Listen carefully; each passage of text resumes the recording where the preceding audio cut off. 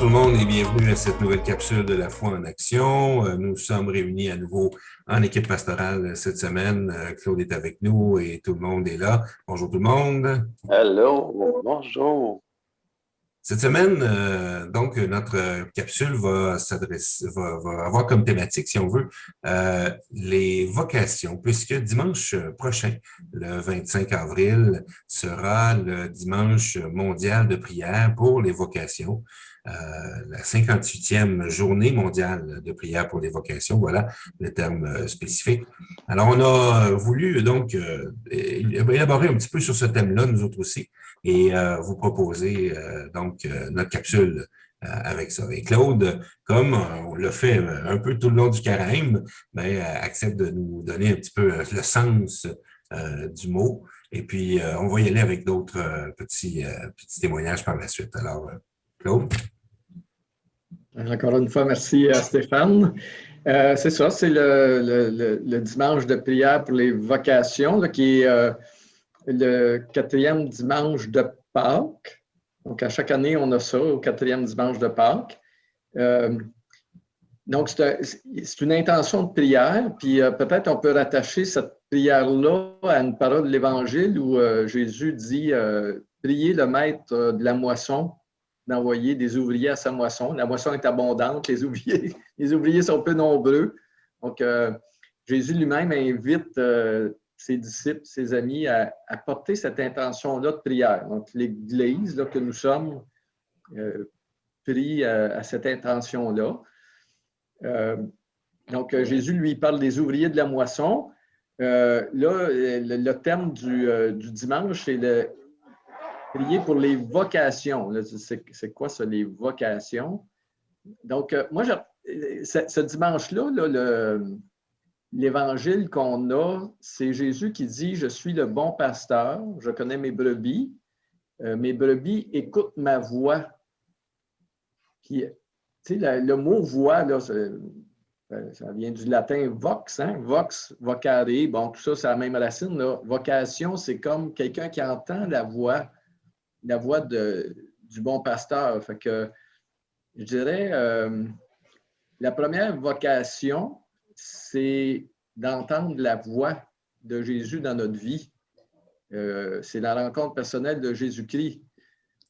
Donc, la première vocation, c'est d'être des disciples de Jésus.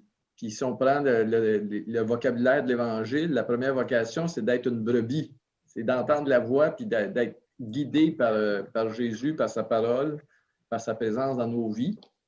Donc, ça se manifeste de toutes sortes de façons. Là, peut-être là, c'est justement les gens qui adhèrent à la foi en Jésus, il y a des gens qui ne sont pas baptisés quand ils sont enfants, et ça vient plus tard dans leur vie, ils deviennent des gens qui cheminent vers le baptême, donc il y a une voix, il y a un appel dans leur vie. Donc, je pense que la première vocation, c'est ça, c'est la vocation à être un disciple de Jésus. Puis après ça, il y a d'autres appels de Jésus dans notre vie. Jésus peut nous appeler à toutes sortes de responsabilités, de missions. Il y en a qui sont peut-être plus spécifiques par rapport à l'évangélisation dans l'Église. Donc là, il y a toutes sortes de vocations. Peut-être les plus connues, c'est la vocation à la vie religieuse ou à la prêtrise ou au diaconat.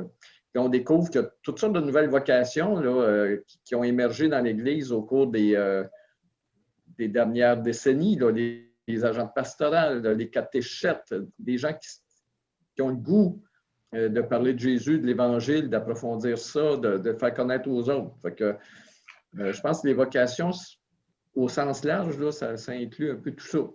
Puis, bon, ben, moi, comme dans ma vie comme prêtre, ben, il y a eu, c'est ça, cet appel-là à cheminer puis à devenir prêtre. Mais je pense que mon premier appel, comme je disais, ben, c'est d'être un chrétien.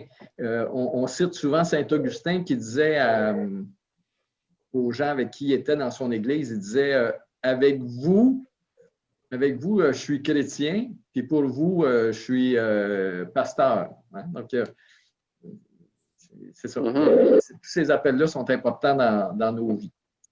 Donc, voilà, je lance ça comme ça. Là. En fait, chacun, on voulait un peu vous dire ce qui nous a je dirais, allumé, ou l'appel que Claude vient dont il vient de nous parler. Hein, donc, de quelle façon nous, on l'avait peut-être entendu. Moi, personnellement, c'est plutôt dans le fond, bon, c'est sûr, la famille, si on veut, élargie en tant que telle, ma grand-mère paternelle y est pour quelque chose là-dedans. Puis, c'est aussi avec une expérience en tant que jeune que j'ai vécu à un moment donné, à l'âge de 15 ou 16 ans, le mouvement La Relève, dont on a parlé dans quelques autres capsules, à un moment donné, dans une des étapes, il m'est venu en moi de dire là où tu auras besoin de moi, j'irai. Bon, à 15 ou 16 ans, c'est clair que c'était pas nécessairement la vocation de prêtre qui m'attendait, que j'avais entrevue là-dedans. Mais c'était bien donc de vouloir consacrer ma vie à le faire connaître puis à le faire entendre à qui en aurait besoin.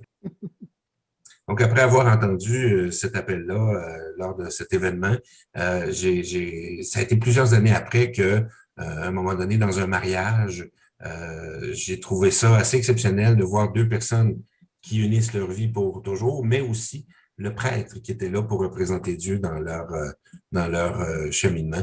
Alors, c'est là que je me suis dit, bon, ben, il y a quelque chose à aller vérifier, il y a quelque chose à aller expérimenter de ce côté-là. Il faut aller voir, il faut aller voir. Alors, donc, j'ai entrepris des démarches pour la prêtrise à partir de ce moment-là. Et puis, finalement, ben, j'ai été ordonné le 19 mars 2006, lors de la fête de Saint-Joseph. Alors, donc, c'est là mon histoire de vocation. Moi, je dirais que pour faire suite à ce que tu viens de signifier, Stéphane, puis Claude, c'est que moi, je dirais que j'ai eu la pile. C'est plutôt la pile quand j'étais très, très jeune. Un peu quasiment dans le sens que Stéphane disait, oui, ma famille, on allait à l'église, puis bon, les messes dominicales et tout.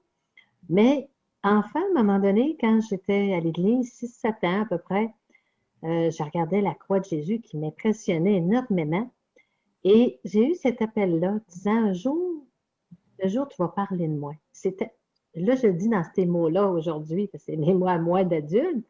Mais bon, et là, les années ont passé, effectivement, et tout, bon, et j'ai travaillé dans d'autres domaines. Et quand mes enfants ils allaient vers justement le côté des sacrements, alors j'avais été demandé d'être catéchète. Alors j'ai accepté. Et à partir de là, je me suis dit, ah, j'aimerais ça, moi, connaître un peu plus c'est quoi ma religion, connaître un peu plus, même si je n'avais entendu parler par mes parents, je voulais avoir plus, que ce soit plus précis. Alors, je me suis mise à aller dans les études en pastoral et par la suite, là, j'ai commencé tranquillement à vouloir, là, ma vocation est arrivée comme ça, tranquillement. Et là, j'ai été intéressée à vouloir travailler quand j'ai eu terminé ces études-là en pastoral. Alors, c'est comme ça que mon appel en premier et la vocation est venue, je dirais, avec tout le cheminement qui est allé au fur et à mesure de ma vie. Alors, c'était ma vocation, c'est ma façon à moi d'exprimer comment ça s'est passé et ça continue encore aujourd'hui. Alors, je pense qu'on a chacun notre vocation, on a chacun notre appel, mais moi, c'était l'appel de vouloir, dans le fond, parler de Jésus. Alors, je laisse la suite à Marcel Marie, à ton tour. Merci Marina. Merci Stéphane et Claude aussi. C'est vraiment intéressant d'entendre tous ces différents appels. Moi, dans mon cas, je retiens ce que Claude a dit au début. Dans la parole de Dieu, il nous a dit qu'il faut savoir écouter la voix du pasteur. Ben moi, dans mon cas, j'ai toujours un peu de misère à écouter. Je ne sais pas si ça a rapport avec mon TDAH, en tout cas. Mais j'ai toujours eu de la misère à écouter comme il faut l'appel. Donc, dans mon cas, ça a été une vocation tardive.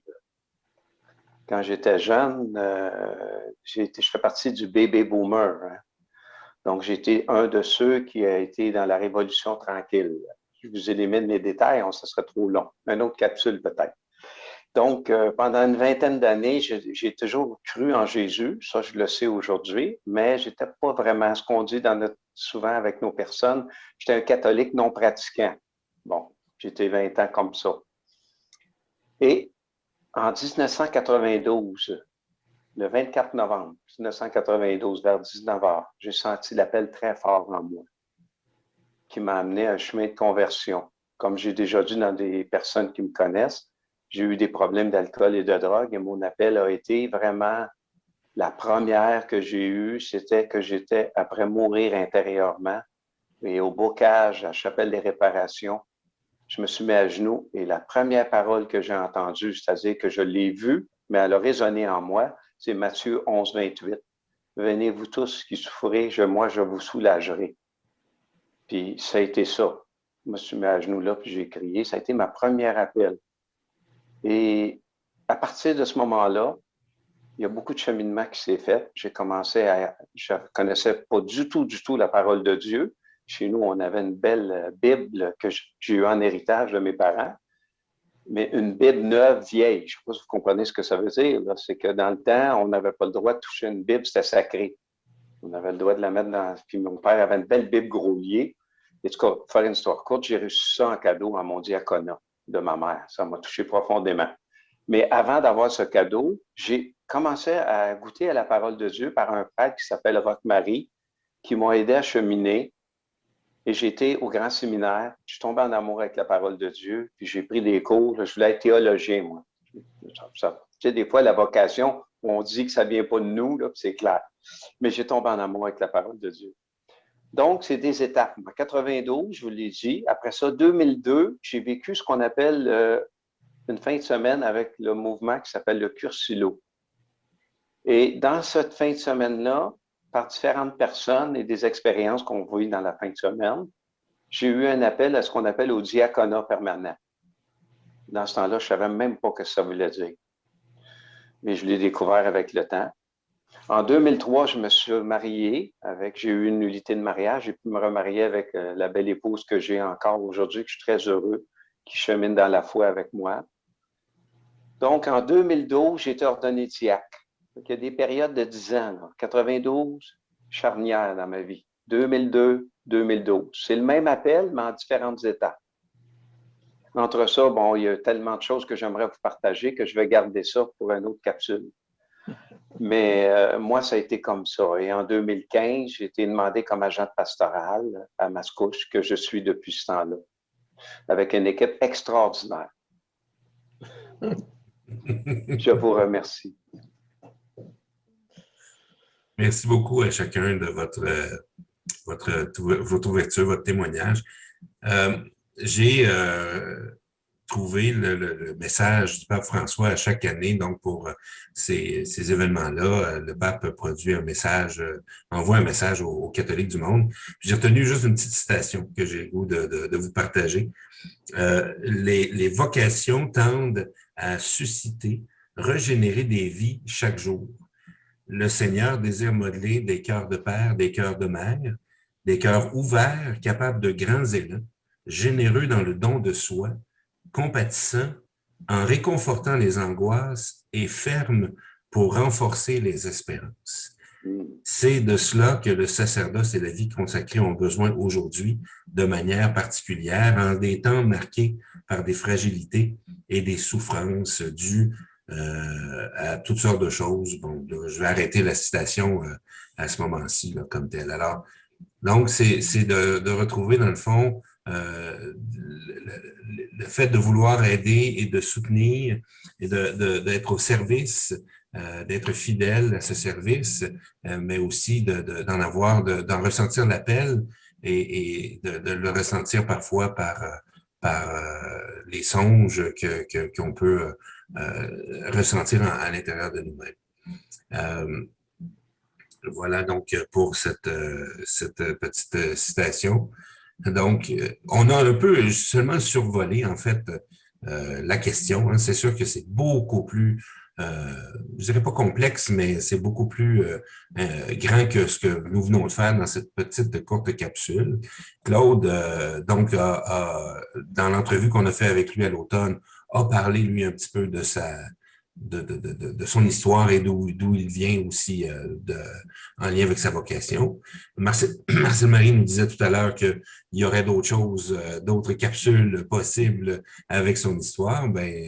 C'est ce qu'on va faire dans les prochaines semaines, les prochains mois, avec Marina, avec Claude et avec peut-être d'autres personnes, d'autres membres du personnel. Donc, des entrevues qui nous permettront d'aller plus loin et de pouvoir développer un peu plus, autant sur la vocation, mais vous permettre de nous connaître un peu plus de ce côté-là. Est-ce que ça vous convient? Est-ce que vous avez autre chose à nous communiquer, chers amis? Bon, Merci. C'est une belle... Voilà. Alors, donc, merci à vous tous donc d'avoir été à l'écoute de cette nouvelle capsule. Merci à tous ceux qui se rendent au service et qui donc répondent à leur appel intérieur et qui sont là pour nous aider tout au long de nos vies. Bonne semaine à tous et puis on se revoit pour une prochaine capsule. À la prochaine. Bientôt. Merci. merci.